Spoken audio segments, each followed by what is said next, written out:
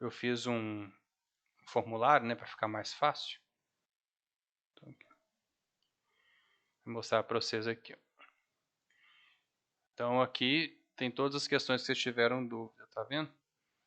Ó, as mais dúvidas foi a 48 e a 35. Mas as do final aqui parece que tiveram mais dúvidas. Vamos começar na 1, a gente vai resolvendo, fazendo a revisão, mesmo quem não teve dúvida é bom para revisar, né? Aqui fala da constante da equação do Planck, né, que é a equação base da física moderna, que é E igual a hf, a energia de um quantum é igual a h vezes a frequência. Então o fóton, né, um quantum de energia, ele tem sempre essa energia que é h, uma constante, vezes a frequência. Aí ele quer saber a unidade da constante de Planck. Então, se eu pegar essa equação, sempre quando perguntar a unidade de algum termo da equação, você isola aquele termo. Então, nós vamos isolar o h. Vou passar o f para cá, vai ficar E sobre f igual a h, certo? Então, substituindo aqui as unidades de E e de F, a gente consegue chegar em alguma coisa parecida com isso. Então, olhando para cá, ó, o E é a energia de um fóton e o F é a frequência de um fóton. Unidade básica de energia é Joule.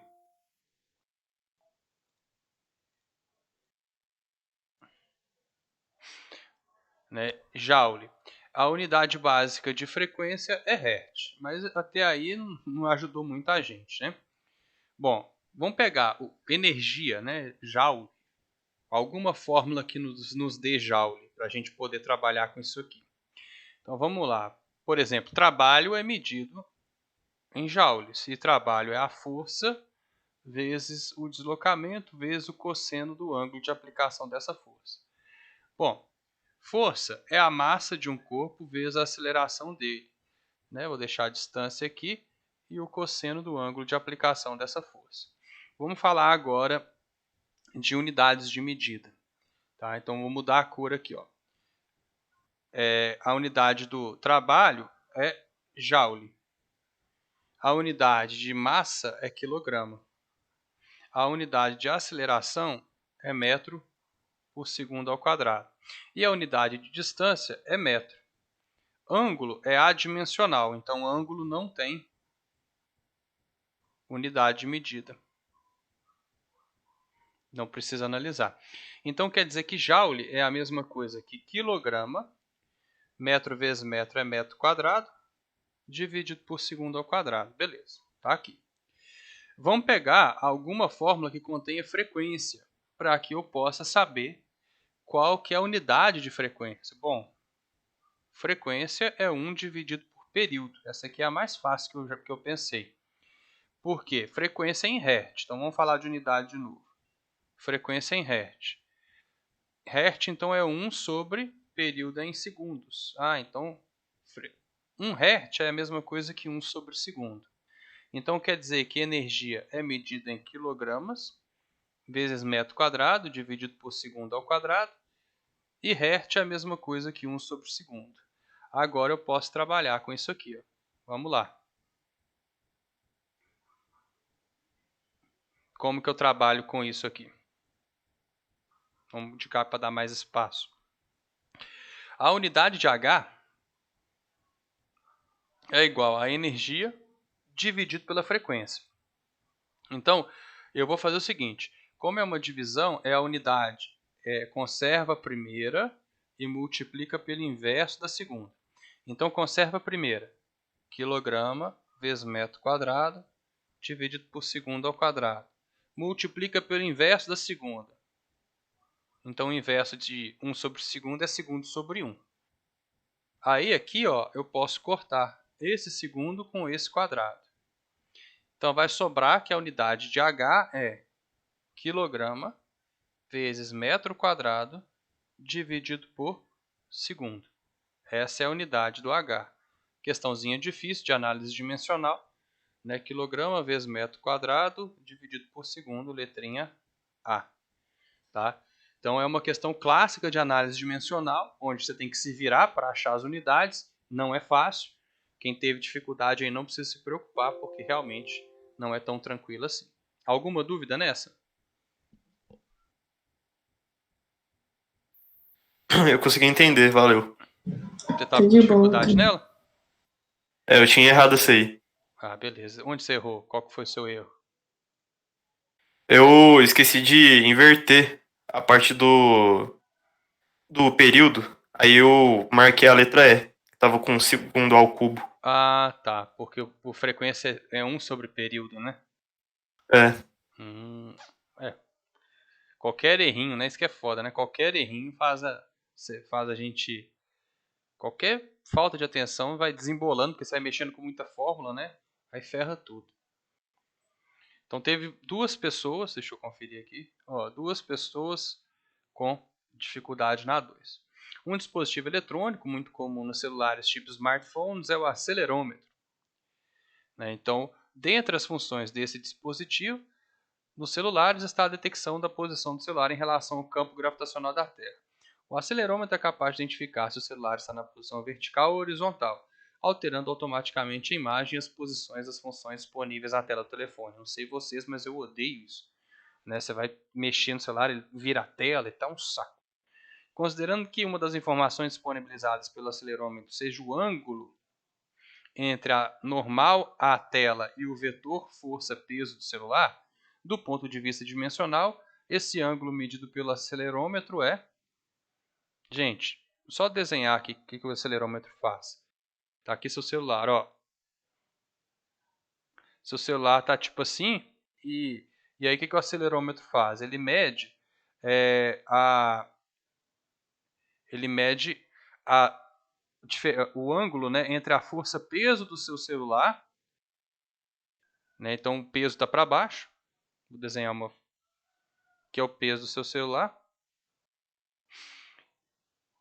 força-peso, e a normal a tela do seu celular. Então, olha só, a normal ela tá tipo assim, ela faz um ângulo de 90 graus com a tela do seu celular.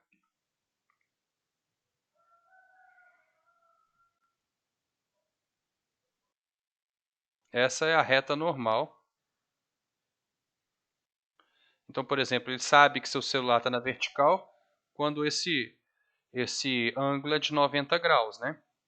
E se o seu celular estiver na horizontal, o ângulo vai ser de 0 graus, porque aí vai ser de 180 graus, na verdade, né? Imagina o seu celular aqui na horizontal.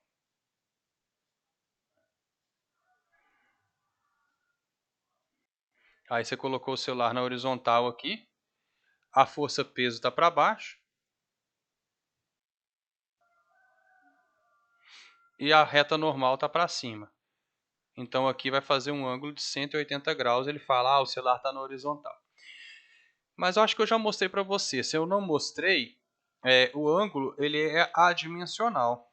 Por quê? O que é ângulo? Qual que é a definição de ângulo na geometria? Como é que eu sei, por exemplo, aqui, ó, que ângulo é esse aqui, ó, que eu vou desenhar, quer ver?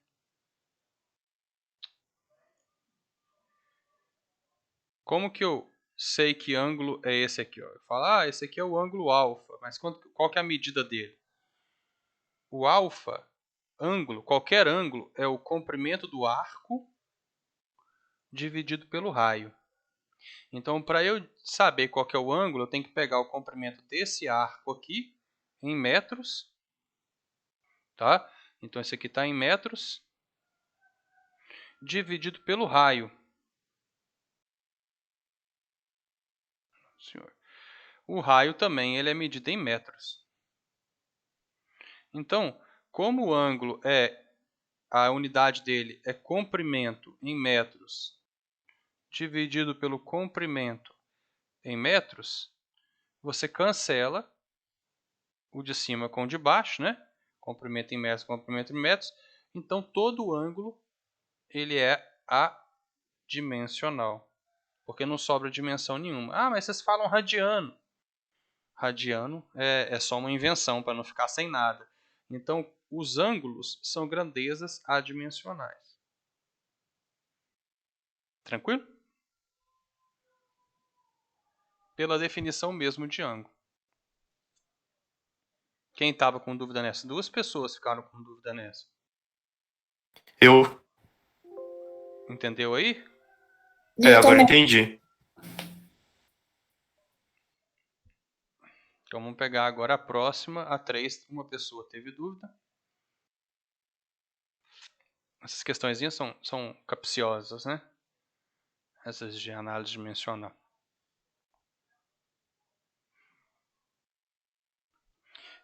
Pela lei da gravitação universal, a Terra e a Lua são atraídas por uma força dada por 6,67 vezes 10 a menos 11 mzão, mzinho dividido por d ao quadrado, onde mzão e mzinho são massas da Terra e da Lua, respectivamente, e d é a distância entre os centros de gravidade dos dois corpos celestes. A unidade de medida da constante 6,67 vezes 10 a menos 11, então olha só, falou que a força de atração gravitacional é igual a 6,67 vezes 10 a menos 11 mzão, mzinho dividido por d ao quadrado.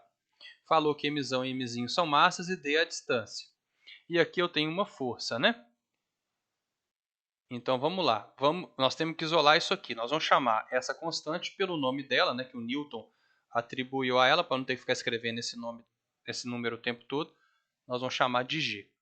Então, a gente chega na lei da gravitação universal do Newton, que é g, que multiplica mzão e mzinho, dividido por d ao quadrado. Eu quero analisar a unidade de medida de g.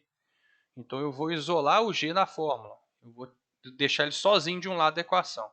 Para isso eu vou passar o d ao quadrado multiplicando, e esses dois termos eu passo para cá, para o lado de cada equação, eu vou passar dividindo. Então vai ficar assim, ó. F vezes d ao quadrado, estava dividindo do lado esquerdo, lado direito, né? Vai para o lado esquerdo multiplicando. Dividido por mzão e mzinho, porque estava multiplicando o lado direito, passa dividindo. Isso é igual a g. Então agora, se eu souber as unidades de medida de cada letra aqui, né, eu descubro a unidade de medida de g.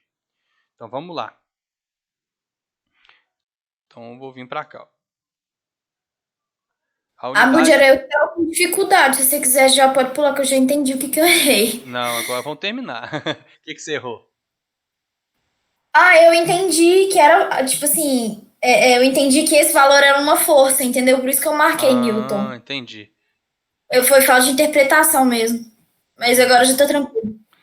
Aí nós vamos substituindo aqui, que é rapidinho, já está no finalzinho. Ó. Força em newtons, distância ao quadrado fica metro ao quadrado. E aqui embaixo aparece quilograma vezes quilograma. Então a unidade de medida de G é newton vezes metro quadrado, dividido por quilograma ao quadrado. Então é só fazer sempre a mesma coisa, né? Isola, substitui as unidades de medida. Você tinha achado que era uma força, né? Aí realmente você colocaria só newton mesmo.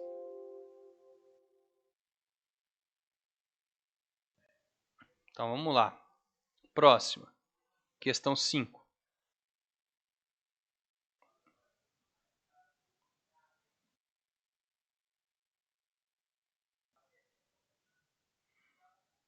E meu vizinho que estuda falando em voz alta, aqui de cima dá para escutar.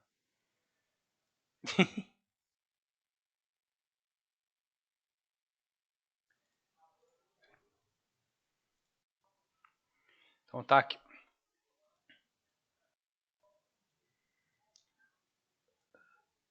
Sonhos sob chamas. Na madrugada de sexta-feira, de 8 de fevereiro de 2019, 10 sonhos deixaram de existir sobre as chamas do Ninho do Urubu, centro de treinamento do Clube de Regatas Flamengo no Rio de Janeiro. Eram adolescentes aspirantes a craques de futebol que dormiam no alojamento do clube e foram surpreendidos pelas chamas advindas do aparelho do ar-condicionado, que em poucos minutos fizeram a temperatura local atingir valores insuportáveis ao ser humano. Essa temperatura na escala Celsius tem sua correspondente na escala Fahrenheit, valendo o seu dobro adicionado de 14 unidades. Com base nesses dados fornecidos, é correto afirmar que o valor absoluto da temperatura citada vale. Valor absoluto. Aposto que quem teve dificuldade nessa questão, valor absoluto significa o quê? Significa escala Kelvin. Tá, então vamos começar fazendo isso aqui, ó. Essa temperatura na escala Celsius tem sua correspondente na escala Fahrenheit valendo o dobro. adicionado de 14 unidades. Então a temperatura em Fahrenheit é igual a 2 vezes a temperatura em Celsius mais 14 unidades. Não é isso? Ah, já sei onde eu errei então. Não sabia que o valor absoluto tinha que ser em Kelvin. Provavelmente. É fácil de errar isso mesmo. Se eu não me engano, a resposta é AD, né? Eu não sei de cabeça. Mas Eu acho que é. Eu achei 90 graus Celsius, aí eu passei pra Fahrenheit, achando que ele queria em Fahrenheit. Então vamos substituir, ó. Ah, No lugar, bobagem, né, Henrique? Acontece, ó. Aí fica TC sobre 5. No lugar do TF, eu vou colocar 2TC mais 14 menos 32 dividido por 9, né? Porque TF vale o dobro na escala Celsius acrescido de 14 unidades. E aí eu vou fazer isso aqui, né? TC sobre 5 igual a 2TC mais 14 com menos 32 dá menos 18 sobre 9. Aí a gente multiplica cruzado. Vai dar. Vou fazer assim, 5 vezes 2TC dá 10TC. 5 vezes menos 18 dá menos 90. É igual a 9TC. Passando esse cara para o lado de cá, ele vai passar subtraindo. Passando esse cara para o lado de cá, ele vai passar somando. Então vai ficar assim. Vai ficar 10TC menos 9TC é 1TC. Passa para o lado de lá, vai dar 90 graus Celsius. Essa é a temperatura em Celsius. Tem 90 ali? Não, pelo menos não tem 90 ali. Né? Aí, como ele quer na escala absoluta, a temperatura em Kelvin é igual à temperatura em Celsius mais 273. Então, a temperatura em Kelvin vai ser igual a 90, que é a temperatura em Celsius, mais 273. 363 Kelvin é a resposta do probleminha. Letra D mesmo, Henrique. Você tinha feito em Fahrenheit? eu tinha passado pra Fahrenheit e eu marquei AB. Uhum. E até hoje o Flamengo não foi responsabilizado, não rolou nada pro Flamengo, né? Dessa treta aqui. Impressionante. Vamos lá. Próxima. 6. Texto para a próxima questão. Não sei se vai precisar. Se precisar, a gente volta ali. Peraí, tá.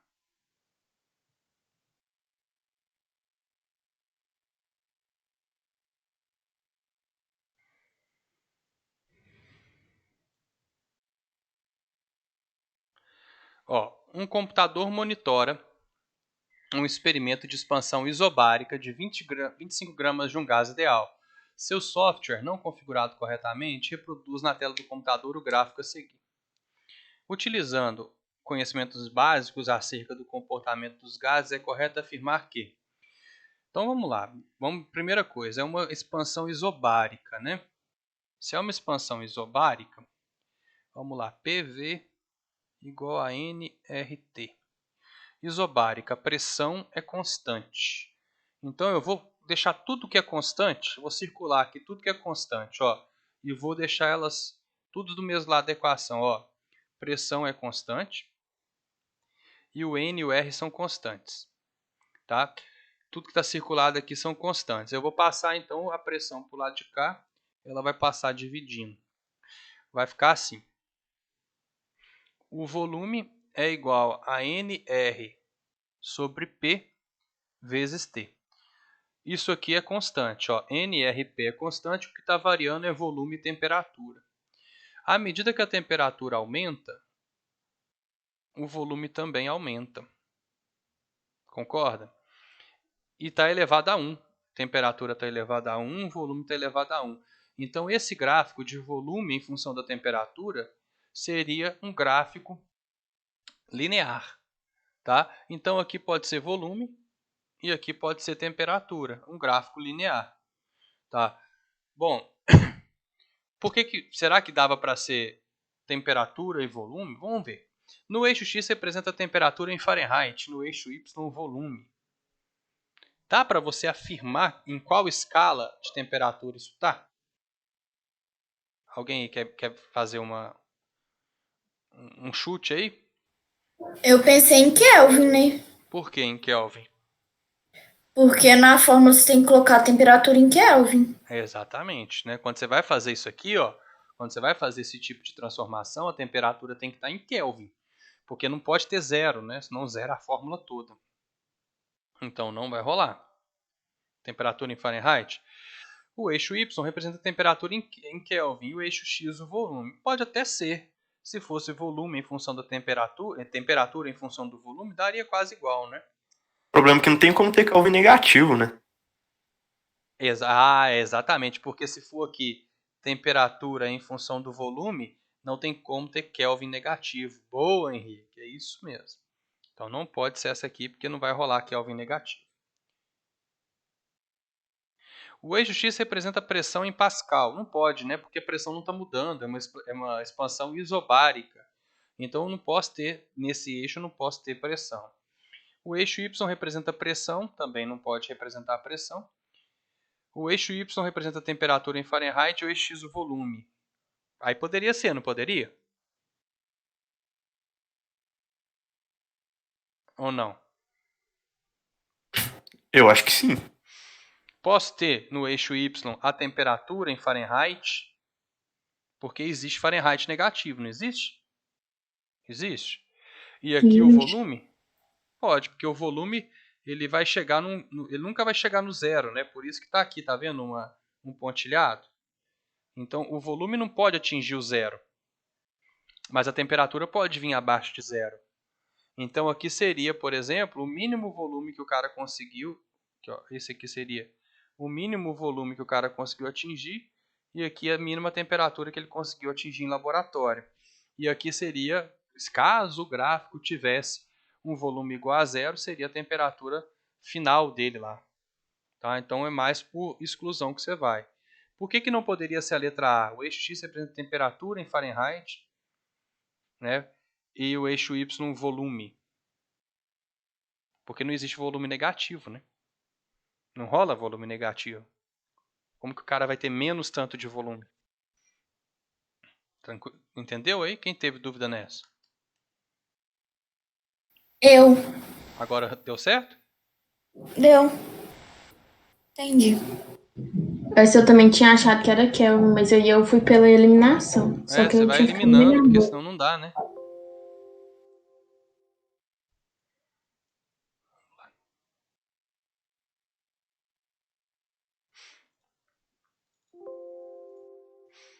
Pegar agora qual? Essa era a 6, né? A 7.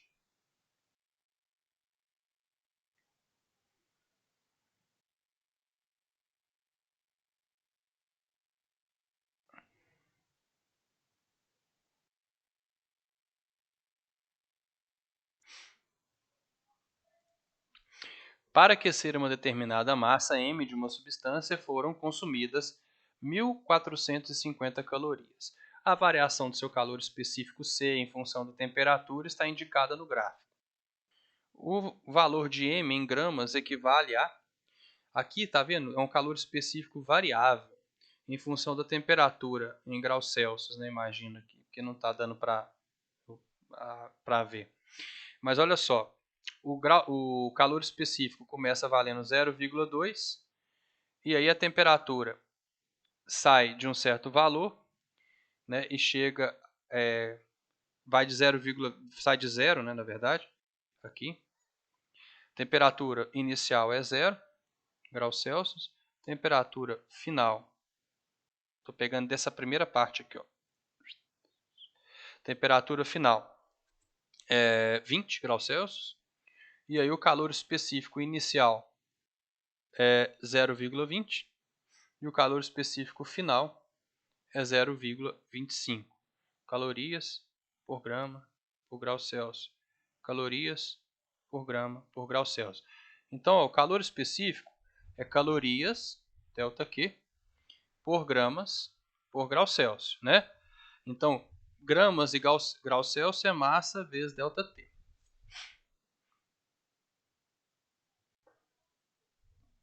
Ele falou que para aquecer... e depois aqui o calor específico permaneceu constante, né?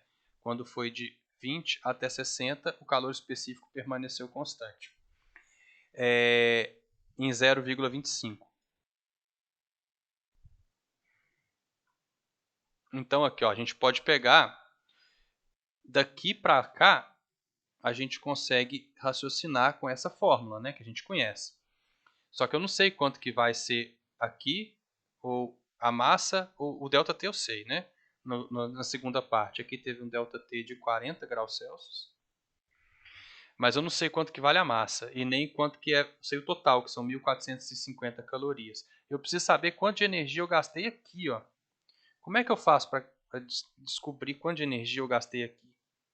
Quem que teve esse insight? Nessa primeira parte, como é que eu calculo assim? Calor específico em função alguma coisa, né, uma certa constante, eu vou chamar de x, em função da temperatura. Em função da temperatura. É uma linha reta, não é? Ó? Daqui até aqui é uma linha reta. Então o calor específico ele cresce linearmente com a temperatura. O que significa isso aqui, ó? Essa área aqui. Tem que ser isso aqui, né? Concorda? Esse x aqui. E esse x aqui vai ser o ΔQ em função, dividido pela massa. Vamos ver se dá certo? Isso aqui pode ser o ΔQ dividido pela massa. Pela massa. Porque aqui o calor específico está aumentando em função da temperatura, né? Vamos ver quanto que vale essa área aqui. Essa área vamos pegar um trapézio, né?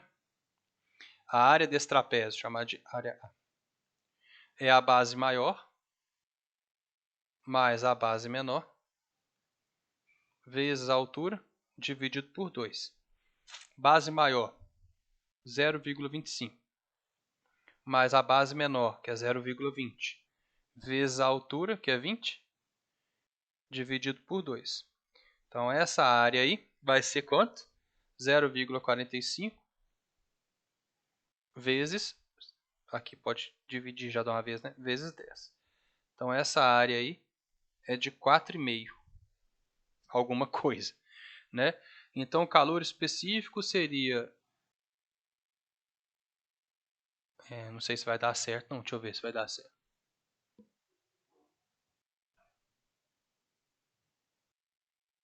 Pensando aqui.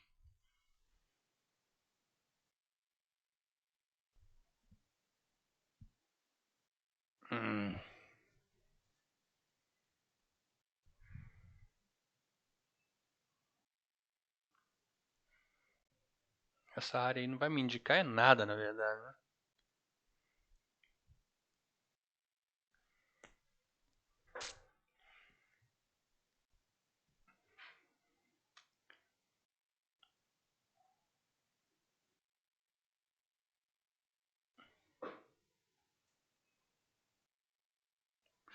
Quem que fez essa aqui para me dar uma luz aqui? Porque eu tô perdido aqui, deixa eu pensar aqui.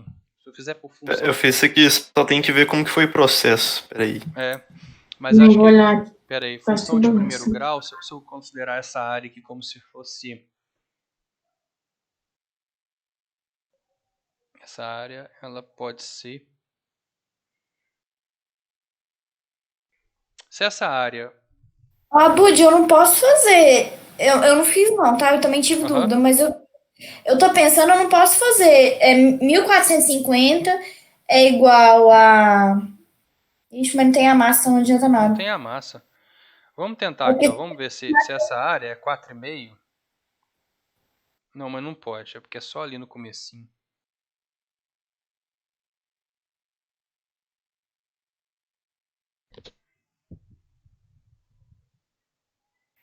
Eu descobri a área também. Deixa eu ver. Aí eu descobri a área de cada um. E aí eu peguei a área total.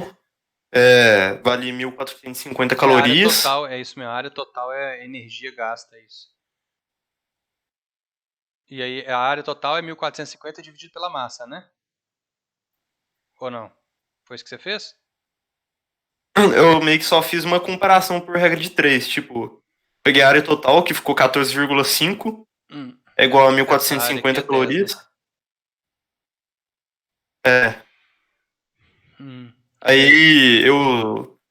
Aí eu subtraí a total. Deixa eu ver, eu subtraí a total pela que tem a variação Hum, de 0,20 a 0,25, aí eu achei 1.000 calorias gastas. uhum. Deixa eu ver. Deixa eu ver aqui. Isso aqui é a inclinação do gráfico. Então vamos achar qual que é a inclinação do gráfico. A inclinação é ΔY, ΔX, né? Só para eu ver aqui se dá para fazer com ΔY vai ser essa inclinação aqui é 0,05. Ô, Abud, eu acho que dá pra fazer pela área, não dá não. Acho que dá. Porque do jeito que eu fiz aqui, eu acho que eu fiz foi pela área mesmo. Eu também fiz Então pela deu área. 14,5. Porque essa área aqui dá 40 vezes a altura, que é 0,25. Então dá 10, né? Então a área total é 14,5.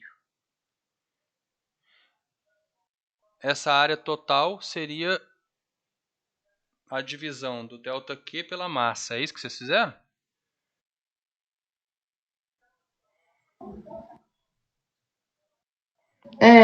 É isso que vocês fizeram, né? Então, 14,5 é igual a ΔQ, que é 1450, dividido pela massa. Aí troca, aí a massa vai dar 100. 100? 100. 100 gramas. Isso. Eu só fiz uma regra de 3. Regra de Coloquei 3 que é foi igual isso. 1 grama e tal. Uhum. Porque eu fiz aqui, ó. Como ali o gráfico está em calor específico em função da temperatura, e você vê que o calor específico aumenta linearmente em função da temperatura, sobrou o ΔQ e sobrou a massa, né? Ó, sobrou esse termo aqui. Então esse termo aqui, ele tem que ser a área total sobre o gráfico. Então você achou as duas áreas, né? A área 1, que é a área que dá 4,5, a área 2 que dá 10, somou, deu 14,5. Então, a área do gráfico vai ser ΔQ sobre M, que é o que está faltando ali. Aí eu igualei 14,5 igual a 1450 sobre a massa. E cheguei nos 100 gramas. Que é a resposta do probleminha. É complicada essa questão mesmo. Porque se você for fazer sem usar a área, você vai achar aqui a inclinação do gráfico. E a inclinação do gráfico você vai jogar aqui para achar quanto de energia foi gasta aqui. E depois você vai achar quanto de energia sobrou, o restante da energia. Você faz aqui usando o ΔQ igual a mc ΔT. Aí você acha qual que é a massa com o restinho de energia. Se você não trabalhar em cima da massa, da área, né? Aí complica. Quem tinha ficado com dúvida nessa? São duas pessoas, Eu né? também. Deu para entender agora? Essa é a 7? Mais ou menos. Eu vou tentar ver a resolução depois e Deixa eu pensar ver que como é que eles resolveram aqui, ver se eles fizeram a assim. resolução na minha cabeça, só que eu não sei se vai dar certo. Aí eu Deixa eu vou ver aqui, tentar tem um resolver. gabarito aqui, deixa eu ver como é que eles resolveram essa aqui. Aí, ó, pela área mesmo. A área sobre a curva representa o produto entre o calor específico e a temperatura. Como podemos observar, que é igual a mc ΔT. Aí, ó, assim, a dimensão desse produto será a razão entre a quantidade de calor e a massa. Tá vendo? Quantidade de calor e a massa. O cálculo da área, da curva e tal, achou aqui, ó, 14,5. Logo, utilizando a quantidade de calor total fornecida, eles fizeram a mesma coisa que a gente fez pela área mesmo.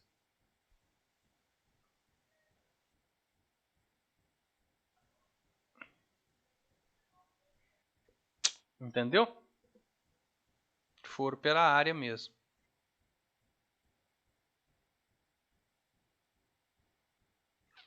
8 agora. Cadê? Não, 8 não. 8 ninguém teve dúvida. 10.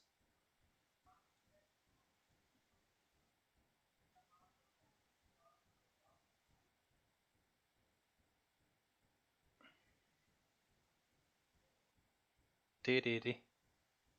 Tererê é tipo um chimarrão, né? Se falar isso até bater na gente.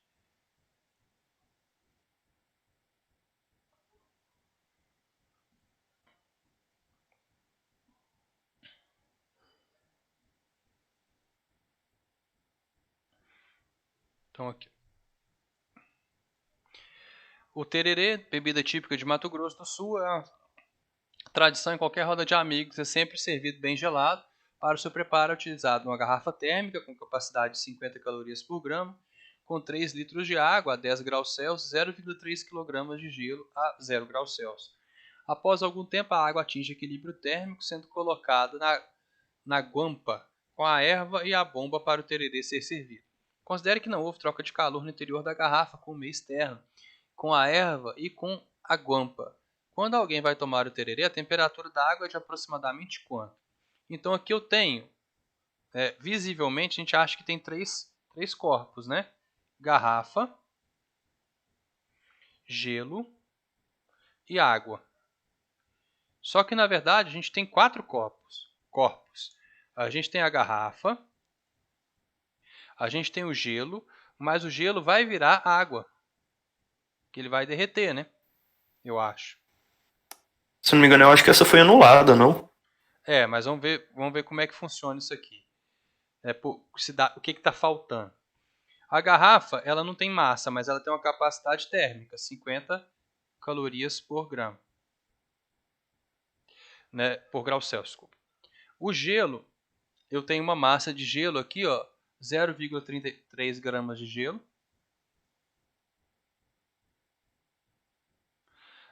Que vai virar água, né? Que vai virar uma massa de 0,3 kg de água. E aqui eu tenho uma massa de água lá dentro da garrafa, que é de 3 litros, né? 3 litros são 3 kg de água, tá? Então aqui, ó, não fala a temperatura inicial da água, né? Esse que é o problema, por isso que ela foi anulada, tá? Não fala aqui, ó. Essa água aqui tá a qual temperatura? Né? Então não tem como você saber a que temperatura essa água aqui... tá assim, tá lá, 10 graus Celsius, foi mal. Então vamos ver por que foi anulado. O gelo tá a uma temperatura inicial de 0... porque não fala... não, tá assim. 0 graus Celsius.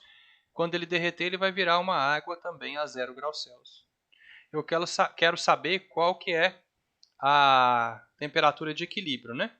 Então eu somo esse ΔQ da garrafa, eu vou chamar de G, mais o calor latente do gelo, de fusão do gelo, mais o ΔQ dessa água aqui, que era gelo, mais o ΔQ dessa água aqui, que eu vou falar que é o ΔQ da água que estava a 10 graus Celsius.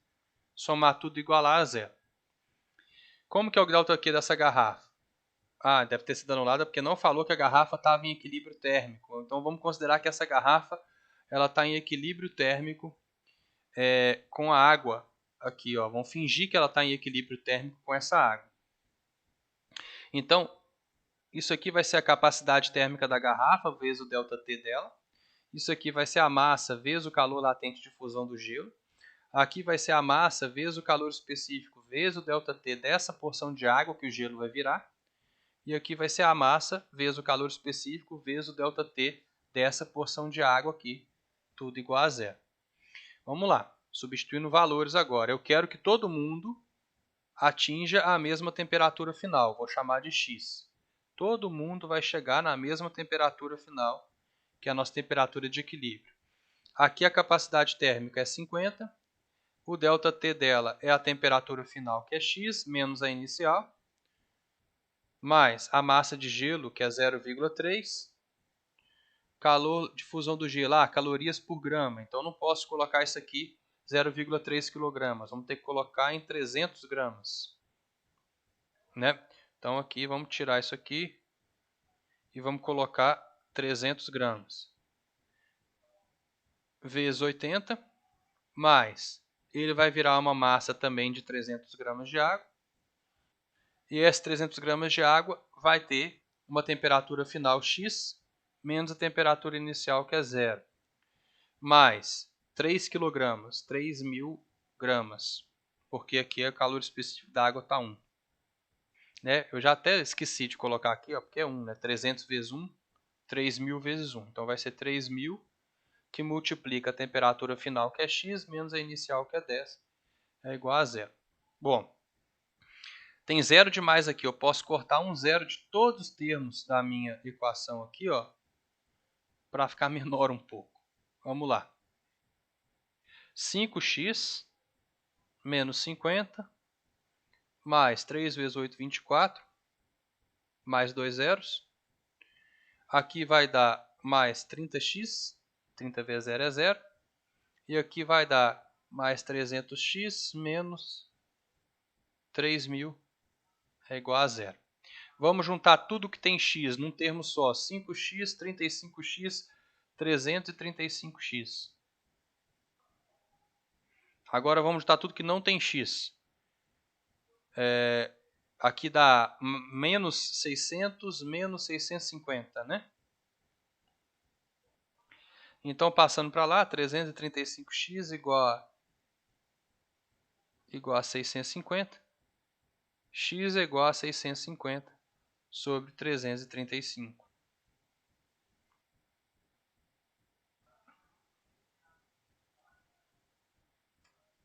1,94 graus Celsius. Aproximadamente 2 graus Celsius. Ah, também tá ruim, né? Mas 2 graus Celsius. 1,8 não, 2 graus Celsius. Né? Tá mal formulada porque não falou por que ela foi anulada, igual o Henrique falou, porque não falou a temperatura inicial da garrafa. E teria que falar que a garrafa está em equilíbrio térmico com a água, né? Então aí você faz aí usando aquele métodozinho de igualar tudo, a zero, né? Soma todos os calores e iguala a zero. Tranquilo aí? Quem teve dúvida nessa?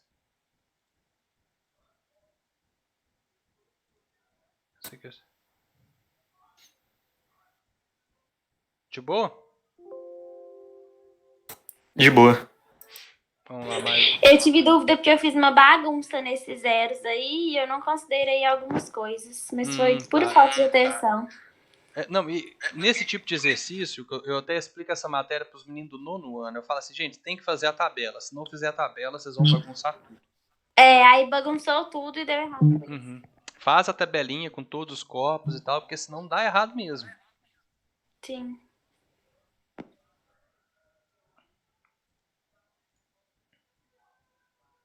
O filhinho do Breno tá chorando. Ele mora embaixo de mim aqui. O Breno? Breno de História, é. Ah, não sabia não. Ele mora no apartamento de baixo. Ah. Considere um bloco de gelo de 80 kg deslizando com velocidade constante v em um plano inclinado de 30 graus horizontal. Sabendo que a massa de gelo que derrete por minuto em consequência do atrito é de 20 gramas e que o calor latente de fusão do gelo é de 336 joules por grama, qual o valor da velocidade em centímetros por segundo? Credo? Por isso, por que eu coloquei essa questão para vocês aqui? Não? Vamos lá. Isso não foi fácil de fazer, não. Não, tá doido? Pra que eu coloquei essa questão aqui para vocês, gente? Tá doido? Né? Então, considere um bloco de gelo de 80 kg deslizando com velocidade constante. Peraí, vamos desenhar isso aqui.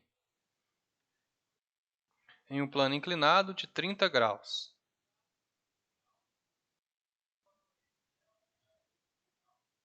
Então tá, esse aqui é o nosso plano inclinado, o ângulo dele é de 30 graus. Aí aqui tem um bloquinho de gelo.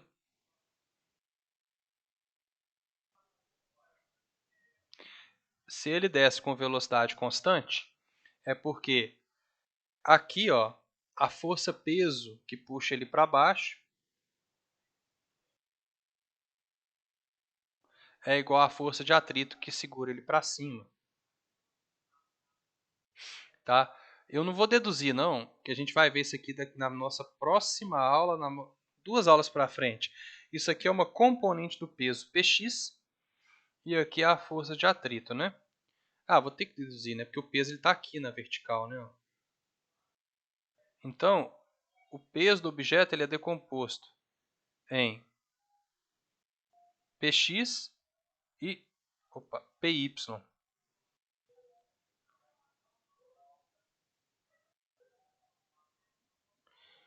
Ficou feio aqui o desenhozinho. Então aqui está o peso P e aqui é o Py. Aí assim, Py é o peso P vezes o cosseno do ângulo de inclinação, porque esse ângulo aqui também vale 30 graus. Tá? Então, como Py é o cateto adjacente, você usa o cosseno. E Px é igual a peso vezes o seno do ângulo de inclinação. Então aqui, ó, primeiro peso desse objeto, né? É a massa vezes a gravidade. Então o peso desse objeto é 80 vezes 10, pediu para usar a 10, 800 newtons. Então o Py é 800 vezes o cosseno de 30, que é a raiz de 3 sobre 2. E o Px é 800 vezes o seno de 30, que é meio. Então o Py é 400 raiz de 3 newtons e o Px é 400 newtons. Beleza. Então aí você vai falar assim. Aqui tem uma força normal também, né? Esqueci de colocar. Então você vai fazer assim.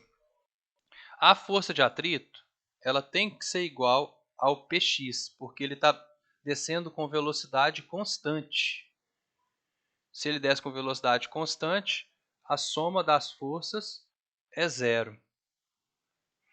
Então, para isso, a força anormal tem que ser igual ao Py e a força de atrito tem que ser igual ao Px, porque aí uma anula a outra, zera tudo, tá? Depois que você decompôs o peso, você não mexe mais com ele. Força de atrito, eu não devia ter colocado isso aqui, é coeficiente de atrito vezes a normal, que estava classificado com, que envolve também ΔQ, né? E Px é aqui, 400 newtons. Nem precisa disso aqui, né? A gente já sabe que a força de atrito ela tem que valer 400 newtons. Beleza. A partir disso aqui, ó, né, sabendo que a massa de gelo que derrete por minuto em consequência do atrito é de 20 gramas e que o calor latente do gelo é de 336 joules por grama, qual é o valor da velocidade V em centímetros por segundo? Então, vamos lá. Derrete 20 gramas por minuto. Eu preciso de uma quantidade de calor que é M vezes L. 20 gramas vezes 336 joules por grama. Eu vou ter uma quantidade de calor ali a cada minuto de 20 vezes 336, 6.720 joules por minuto. Mas ele quer por segundo, né? Então eu vou dividir isso aqui por 60. Vai dar 112 joules por segundo. Ou seja, isso aqui é potência, né? Eu preciso de uma potência de 112 watts nesse sistema para que eu derreta o gelo. E aí eu vou usar uma fórmula bem obscura de potência. Eu quero ver se alguém de vocês já tinha visto aqui. Potência instantânea. Vocês já ouviram falar? Eu não. A potência instantânea que atua sobre um corpo é a força que atua sobre ele vezes a velocidade. A potência tem que ser de 112 watts. Qual que é a força que está fazendo isso? É a força de atrito. A força de atrito vale... Acho que não vai dar certo não se eu usar isso aqui. Deixa eu ver se vai dar. Força de atrito é 400, não vai dar não. O Abud. Oi. É porque em centímetros por segundo. Beleza. Dá sim. Pode falar. Nesse caso aí, a força de atrito é cinética? Atrito cinético. Isso mesmo. Que desliza? Isso. Aí isso aqui vai passar dividindo. Isso mesmo. Se tivesse parado, seria atrito dinâmico. Ou rolando, né? Então a velocidade é 112 dividido por 400. 0,28 metros por segundo, né? Ou 28 centímetros por segundo, porque ele quer em centímetro por segundo.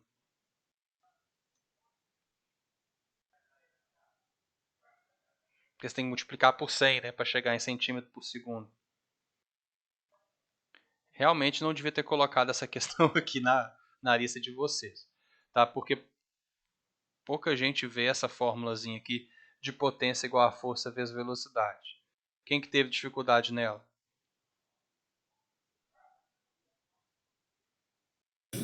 Eu Agora também tive. entendeu? Complicada essa questão, chata. Mas eu não faria, não. Ah, não, mas isso aí num vestibular e tal, eu pularia ela e deixaria para o final. Se desse tempo, eu faria.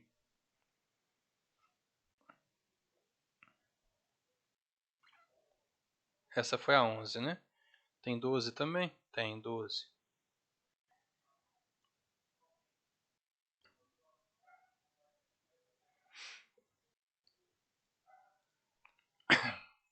Uma quantidade de calor de 56.100 joules é fornecida a 100 gramas de gelo e que se encontra inicialmente a menos 10 graus Celsius. A temperatura final da água em graus Celsius é...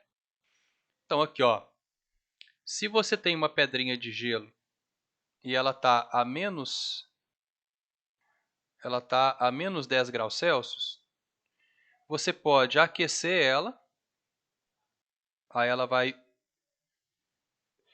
vai chegar a 0 graus Celsius, nisso você consome um certo calor sensível, depois você derrete ela, ela vira água, e isso consome um certo calor latente, ela vai virar água a 0 graus Celsius, e depois você esquenta ela, aí falou que ela vai chegar numa temperatura final que a gente não sabe. E isso aqui é um calor sensível. Vamos lá, vamos ver quanto de energia, vamos chamar isso aqui de etapa A, etapa B e etapa C. Quanto de energia eu preciso para a etapa A, para eu esquentar o gelo? ΔQ igual a MC ΔT. A massa é de 100 gramas, né? Aqui é gelo, então calor específico do gelo, 2,1 joules por grama. Vezes o ΔT, que é de menos 10 até 0, então é 10. Aqui eu preciso de um ΔQ, então, que é 21, 2 vezes 1 vezes 10, vezes 100, 2.100 joules. Na etapa B, eu vou derreter o gelo, então eu vou consumir um certo calor latente, que é M vezes L. São 100 gramas de gelo vezes o calor latente de fusão, que é 330. Então aqui eu vou consumir mais 33 mais 3 zeros. Então eu já consumi isso aqui e isso aqui. Vai sobrar uma certa quantidade de energia para cá. Quanto que vai sobrar? Eu gastei 333 mil mais 2.100. Então eu gastei 35.100 joules. O meu total é de 56.100. Então eu vou subtrair 35.100.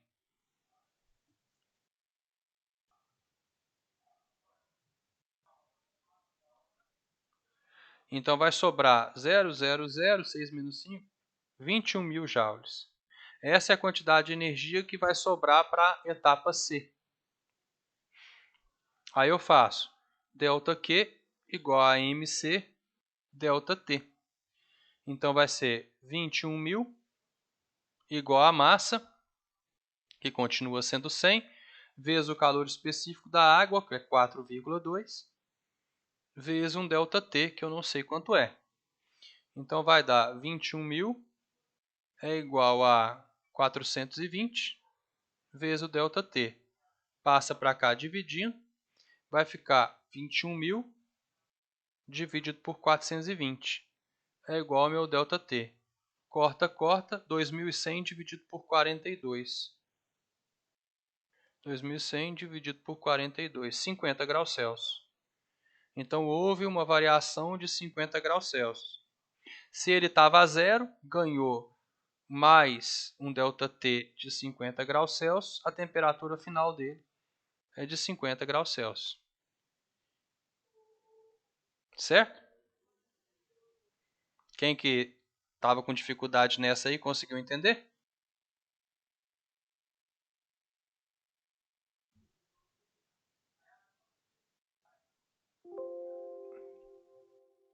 Quem que foi?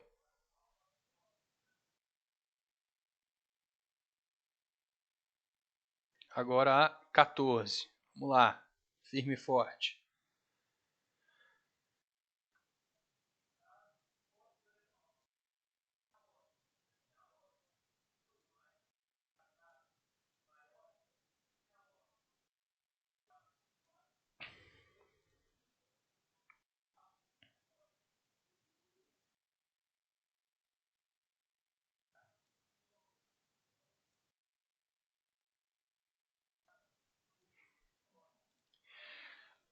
Enem 2019. O objetivo de recipientes isolantes térmicos é minimizar a troca de calor entre o ambiente externo.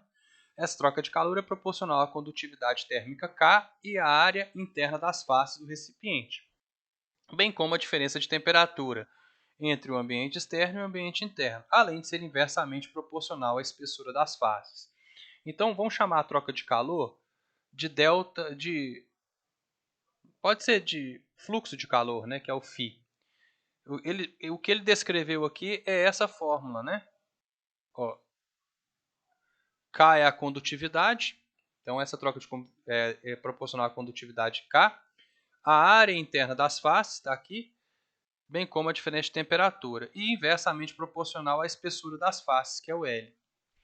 A fim de avaliar a qualidade de dois recipientes, de A 40 por 40 por 40 e B 60 por 40 por 40, de faces de mesma espessura, um estudante compara sua condutividade térmica Ka e Kb. Para isso, suspende dentro de cada recipiente blocos idênticos de gelo a 0 graus Celsius, de modo que suas superfícies estejam em contato apenas com ar. Após um intervalo de tempo, ele abre os recipientes enquanto ambos ainda contêm um pouco de gelo e verifica que a massa de gelo que se fundiu no recipiente B foi o dobro do que se fundiu no recipiente A. Então vamos lá, o que significa isso aqui? Ó? Ele tem um recipiente que é assim, ó. Ele é 40, ele é um cubo, né? Então aqui, ó, ele é 40 por 40 por 40. Então ele tem várias faces aqui que vão transmitir o calor. A outra é 60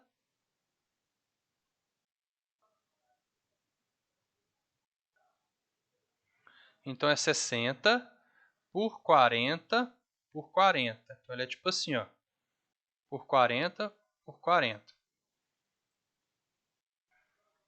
Então vamos falar. O calor ele pode entrar dentro dessas caixas através das faces. Esse cara, ele tem um cubo, ele tem 6 faces. Cada face tem 1.600 centímetros quadrados de área, né? 40 por 40. Então são 6 faces.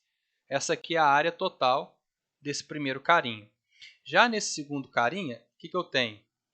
Eu tenho 6 faces, mas olha só, essa face aqui da frente e a face oposta a ela, elas têm 2 vezes 60 por 40, né?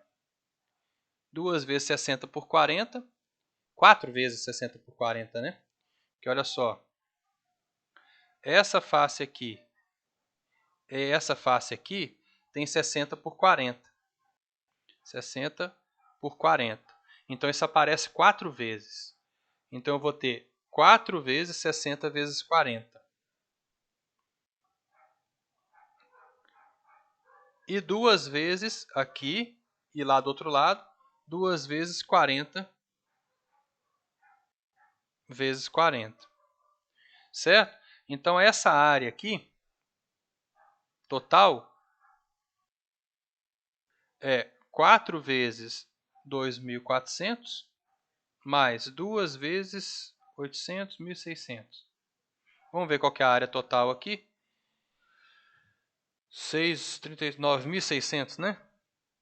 Centímetros quadrados é a área de todas as faces. E a área desse trequinho aqui é 9.600 mais 1.600 11.200. Se eu tiver feito a conta errada de cabeça aí, me corrija. Tá? Então vamos comparar. Se após um certo intervalo de tempo, né, ela abre os recipientes e verifica que a massa de gelo que se fundiu no recipiente B foi o dobro do que se fundiu no recipiente A. Você concorda comigo que o fluxo de calor do B tem que ser o dobro do fluxo de calor do A? Para que se funda o dobro de gelo? Não é? Então, a gente pode comparar. Deixa eu diminuir isso aqui para caber tudo.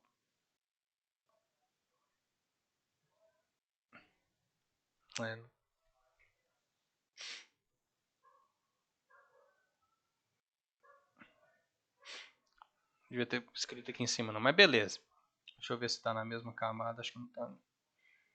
Dá para diminuir. Não dá. Então aqui, ó. O que eu vou fazer agora? Eu vou dividir o φB pelo φA e isso vai ter que dar 2. φB, passo φA dividindo, dá 2. O que é o φB? É o K do B vezes a área do B. A área do B é 11.200. Vezes o ΔT, dividido pela espessura das faces do B. Aí eu divido pelo K do A, vezes 9.600, vezes o ΔT, dividido pela espessura das faces do A. Só que ele falou que os objetos têm a mesma espessura, né, das faces. Então eu posso cortar aqui com aqui. E eles foram colocados, né, no mesmo ambiente. Então o ΔT corta. Corta aqui com aqui. Então, ó, o KA, KB. O KB dividido vezes 1.200 é igual a KA vezes 9.600 e isso tem que dar 2. Certo? Vamos dividir esse termo aí. 11.200 dividido por 9.600. 1,66666. Então, KB dividido por KA vezes 1,67 é igual a 2. Passa dividindo. KB por KA é igual a 2 sobre 1,67.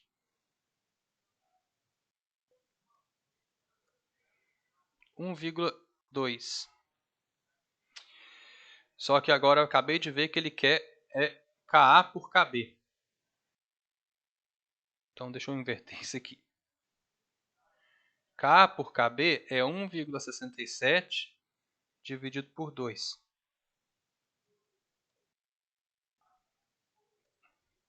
0, Ih, eu fiz alguma coisa errada aqui. Alguém viu alguma coisa errada que eu fiz aí?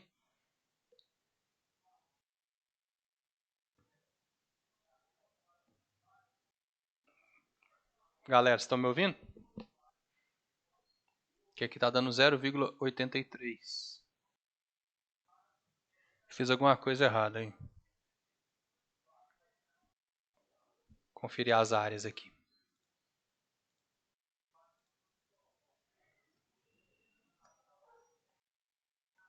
Isso.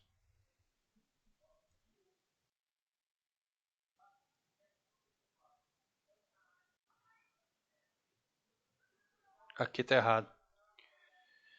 Olha lá, 2 vezes 40 vezes 40. É 3.200.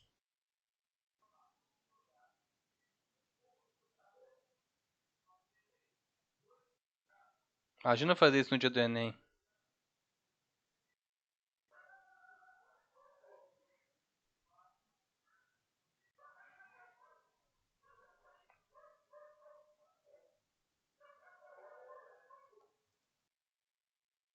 $12.800.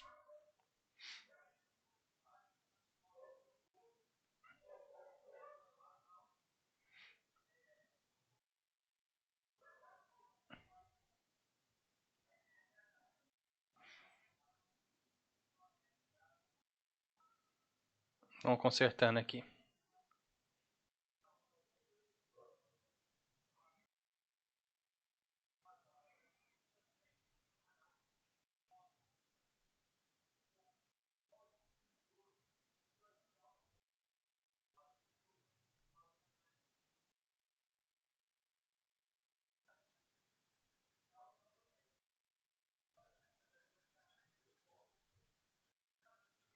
Vamos lá, agora vai dar certo.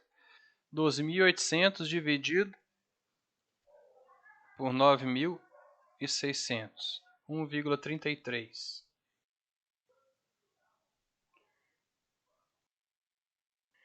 Então é...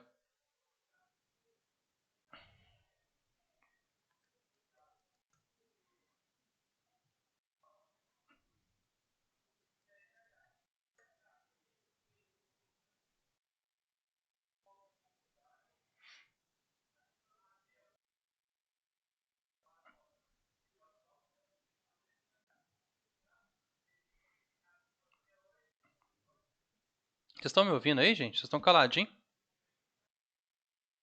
Ouvindo, eu tô tentando entender. Ingênuo. É porque eu fiz... deixa eu refazer aqui pra vocês verem. Porque ficou complicada a maneira como eu comecei a resolução mesmo. Deixa eu... Vai ser complicado mesmo. Mas eu compliquei ela mais ainda. Porque vamos fazer o seguinte, quer ver, ó. Eu tinha errado ali na área, mas deixa eu mostrar aqui o que eu tô fazendo. Então tá aqui, ó. O que é... Aqui tá certinho. O que é o fluxo B? O fluxo A, por exemplo. O fluxo A é o KA vezes a área do A, que é 9.600, vezes o ΔT do A, dividido pelo comprimento. O que é o fluxo B? O fluxo B é o KB vezes a área dele, que é 12.800, vezes o ΔT, dividido pelo comprimento. Ele quer o KA pelo KB, então eu vou dividir uma equação pela outra. Vai ficar assim, ó. φA sobre φB é igual. Aí conserva a primeira, né? KA vezes 9.600 vezes ΔT dividido por L e multiplica pelo inverso da segunda. L sobre KB vezes 12.800 vezes ΔT. Aí ele falou que os objetos foram colocados no mesmo lugar, no mesmo ambiente. Tá? Então, sendo no mesmo ambiente, a diferença de temperatura entre a face externa e interna dos dois é igual. E falou que eles tinham a mesma espessura, então corta os L's. Então acabou ficando assim, ó. Ka vezes 9.600 dividido por KB vezes 12.800. Até aí, beleza, né? Até aí, entenderam? O que eu fiz aqui? Sim. Então, beleza. Agora, o que eu tenho que fazer? Eu tenho que arrumar um jeito de descobrir a relação entre o Ka e o KB. Aí, ficou assim, ó.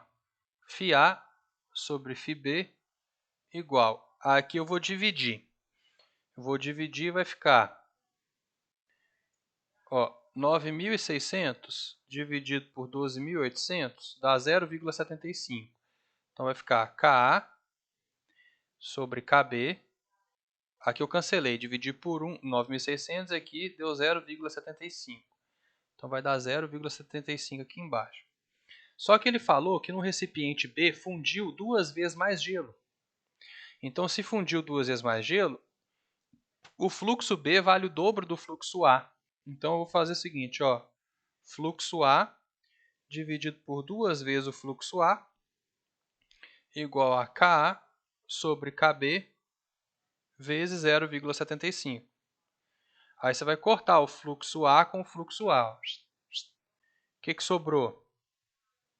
Meio é igual a Ka sobre KB vezes 0,75. Como eu quero esse termo aqui, Ka sobre KB, isso aqui vai passar para o lado de lá multiplicando. Ele está Ele está aqui embaixo dividindo, né? Ele vai passar para o lado de lá, vai ficar assim. 0,75 dividido por 2 igual a Ka sobre Kb. Aí eu faço 0,75 dividido por 2 e não está dando certo. Eu errei em algum lugar de novo.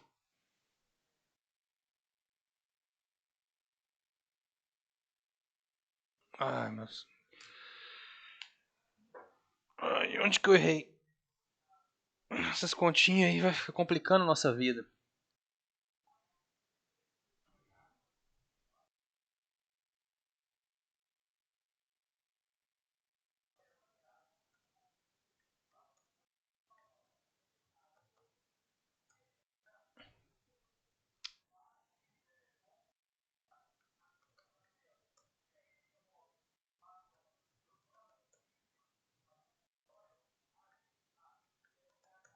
É.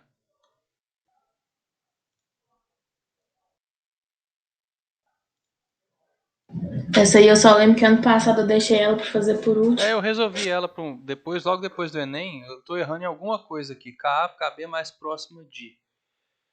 Porque tá dando aqui 0,375. Não é possível que isso aí é para dar meio.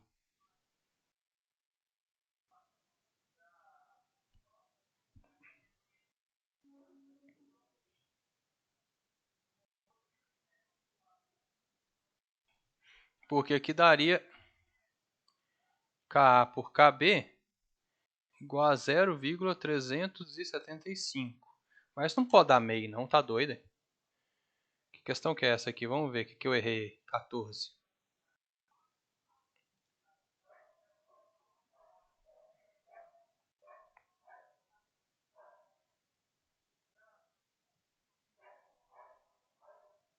É porque tem 2 vezes mais massa em outro.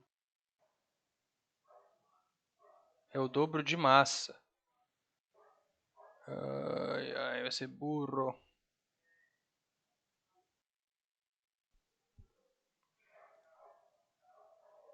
Depois eu vou resolver ela de novo com vocês, senão a gente vai perder muito tempo, que não vai dar para resolver as outras. É porque aqui, ó,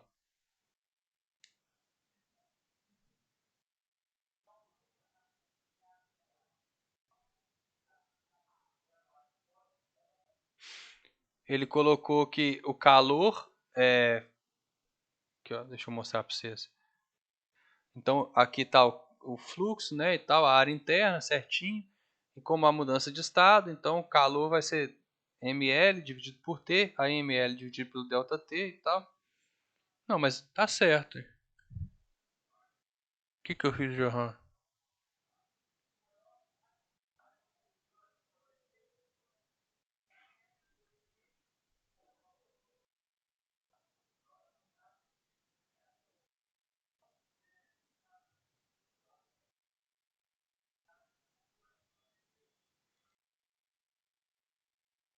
Depois eu resolvo ela de novo para vocês.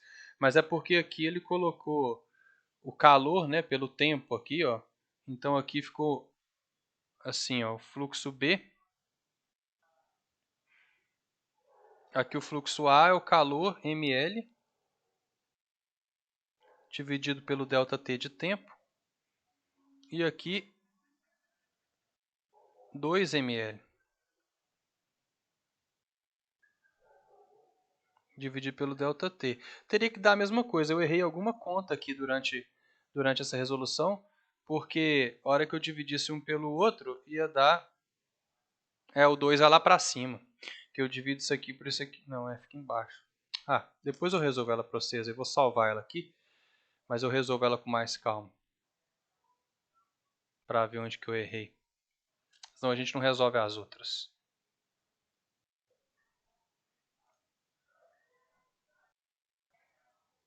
Deixar ela aqui.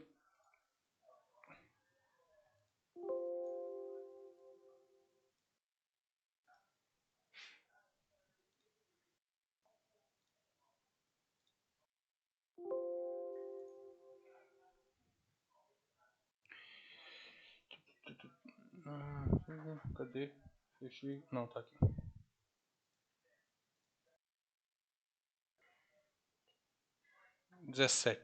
Questão 17, vamos lá.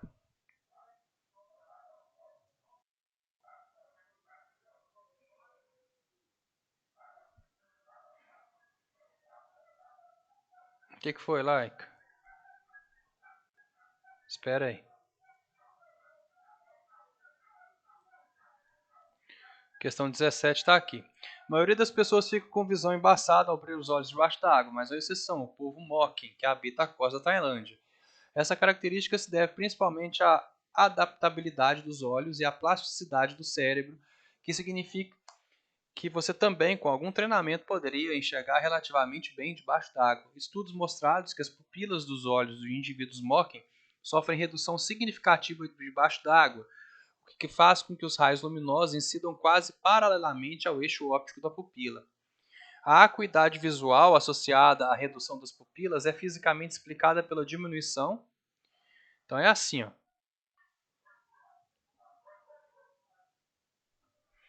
O que foi, meu bem? Pera aí, tá? Senta aí. Fica aqui. Fica aqui. Imagina que você tem aqui, ó, uma parede aqui. E a luz vai passar por essa parede. Se você tiver um buraco muito grande aqui, a luz que vem do ambiente externo, ela vai... Então a luz está vindo de cá. A hora que ela passar por aqui, ela vai formar um cone muito aberto de luz, né? À medida que eu diminuo esse buraquinho, se eu faço um buraquinho menor, esse cone, quando a luz vem do lado de cá, ó, esse cone ele vai ter uma abertura menor. Isso faz com que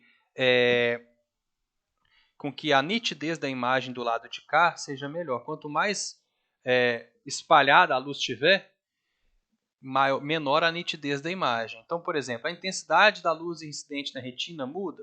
Muda. Tá? Eu até contestei essa questão lá, porque assim, com um buraco menor, menos luz vai atingir a retina. Concorda comigo? Da difração dos feixes luminosos que atravessam a pupila, com a diminuição da pupila, isso aumenta a difração. Isso não seria legal, não. Da intensidade dos feixes luminosos em uma direção por polarização, não. Isso aqui não polariza. Para polarizar, eu precisaria de alguma coisa que absorvesse parte da luz e deixasse passar outra parte da luz. Do desvio dos feixes luminosos refratados no interior do olho e das reflexões dos feixes luminosos no interior do olho. Acredito que a alternativa correta que o Enem pediu seja a letra D, D de dado. Porque diminuindo o furinho, você diminui esse desvio aqui, né? Só que também diminui a intensidade da luz incidente na retina. Tá? Essa intensidade formaria uma imagem mais nítida. Então foi isso que eu contestei o ano passado. Né? Mas não adianta assim, nem mandar e-mail para pedir para revisar a questão, que dificilmente essas questões são anuladas. Né? Então aqui, ó, questão de fala que a redução da pupila faz com que o cone de luz seja mais estreito. Tá? Mas na minha opinião também a letra A estaria também certa em algum momento, de alguma forma, não está completamente errada. Mas como o Enem só tem a possibilidade de uma alternativa correta, eles consideraram a letra D por causa do furinho menor. Você tem um cone menor, diminui o desvio, o feixe fica cada vez mais paralelo. E um feixe paralelo seria melhor para você ter uma nitidez maior de imagem. Então aqui você tem uma imagem mais nítida. Certo? É isso que o Enem queria.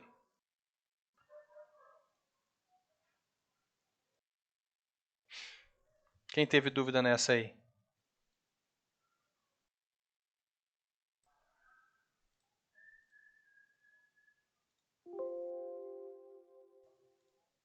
Estão dormindo já?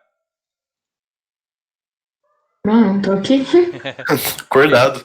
Tá acordado aí? Tá acordado? Tá acabando lá, ó. Agora vai ser 20, 21, 22, 23 e 24. Ah, 20 teve muita gente que teve dúvida, né? Deixa eu ver.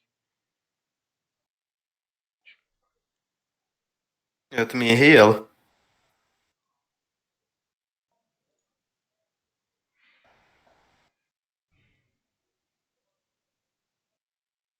Em tempos de crise econômica, uma pessoa deseja empreender montando uma pequena loja de roupas. Um dos itens essenciais é colocar um espelho em uma parede vertical, de modo que qualquer cliente de altura média H, de média altura H, possa se ver inteiro nesse espelho a uma distância horizontal D. Para economizar o espelho, terá a menor altura possível. Essa altura é H sobre 2. Eu sei porque isso aí é pergunta já em tudo quanto é lugar, já caiu essa questão. Vamos lá, vou desenhar aqui. Ó. Então aqui está uma pessoa. Essa pessoa ela tenta se ver no espelho, né? Então ela tenta se ver num espelho. Ela tem uma altura H aqui. Ó.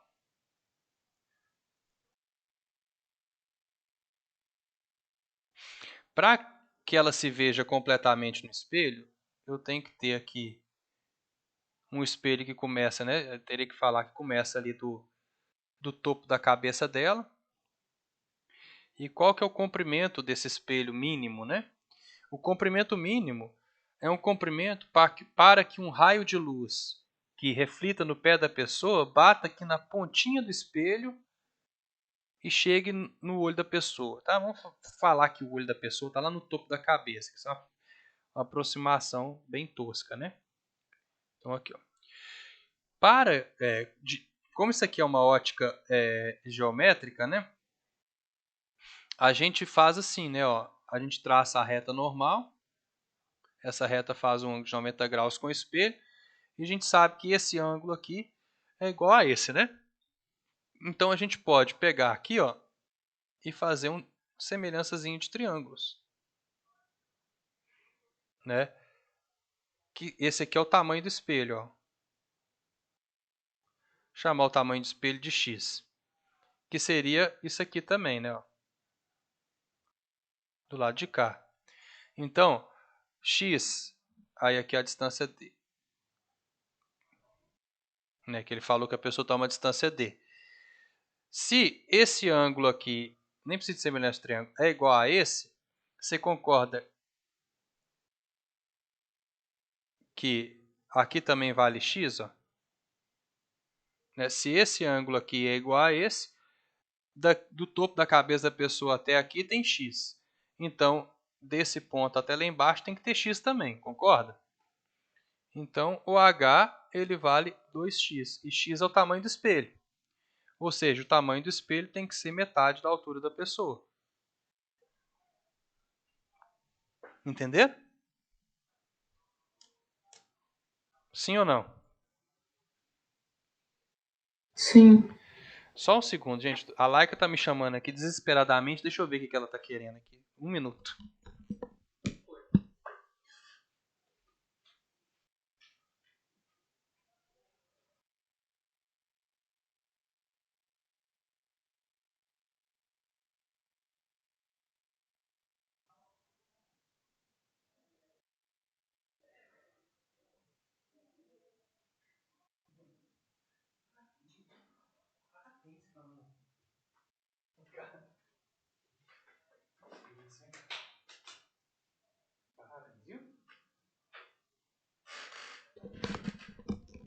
Adivinha, gente, o que ela fez?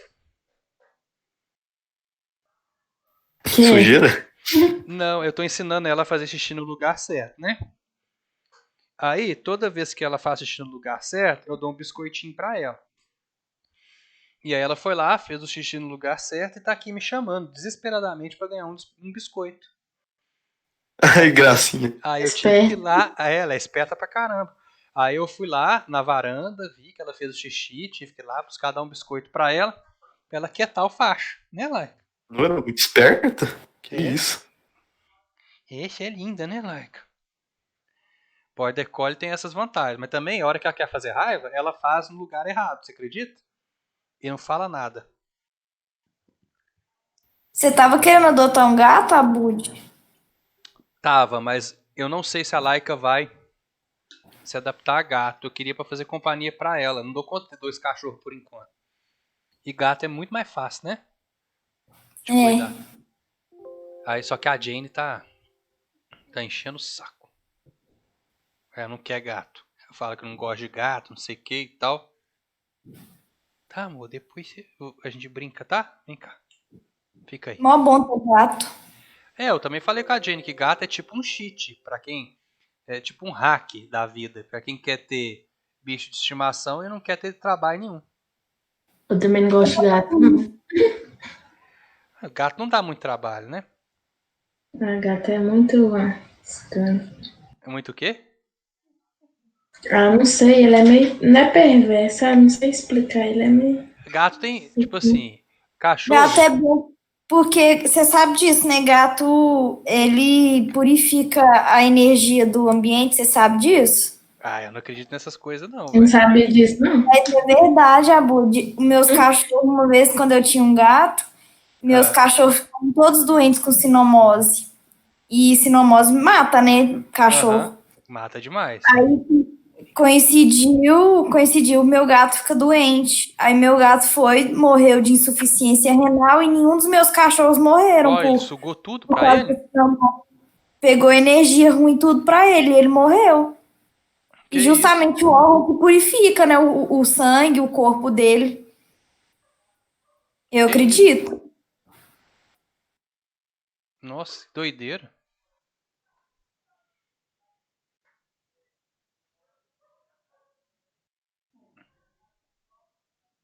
Uai, aqui, ó.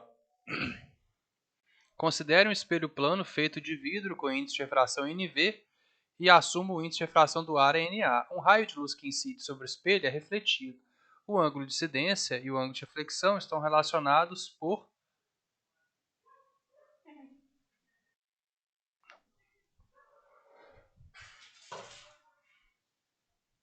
Ah, essa questão aqui tá bem esquisita. Deixa eu ver. Por que ele... Tá aqui o espelho. Ele vai ser refletido, então o índice de refração não tem nada a ver, não. Né? O índice refletido, o ângulo de incidência θ1 e o ângulo de reflexão estão sempre relacionados. Então vamos desenhar aqui.